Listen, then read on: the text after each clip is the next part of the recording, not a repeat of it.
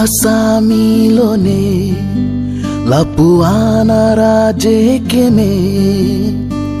rasek long peneke non puta teng ne une bang bardamune manai tanang lidune bir biri dametame nang son thot ke longune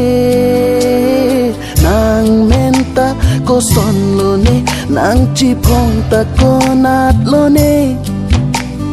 nang nong nam ko pilone char nam ne nang chini ne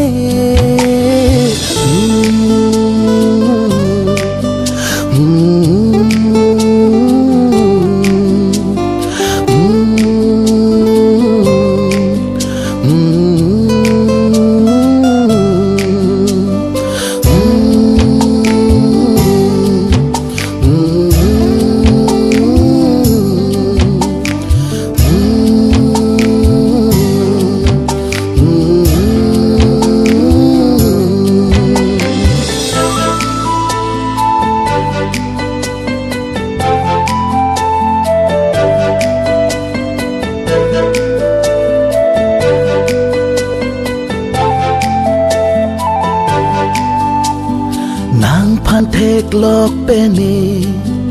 do thek the sang thek the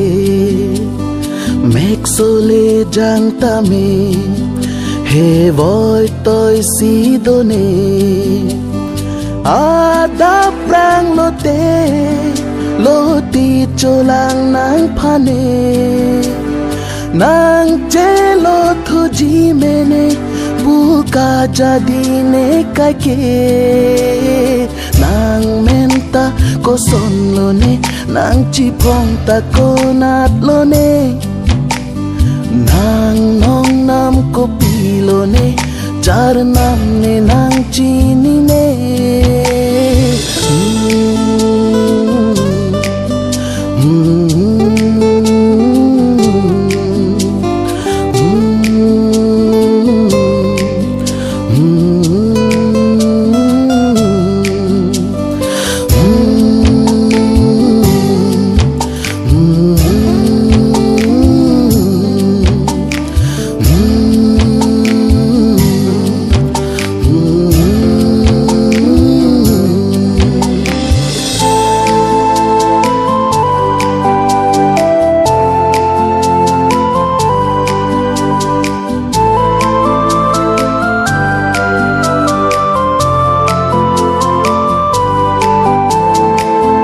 kang hono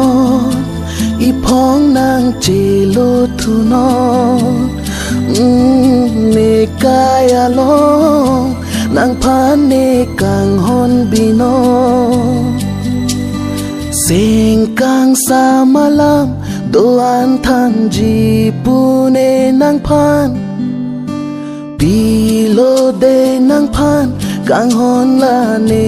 che the do an nang menta jini jine nang chi phong ta pang thek jine nang nong nam son se jine char nam de nang pi lo ne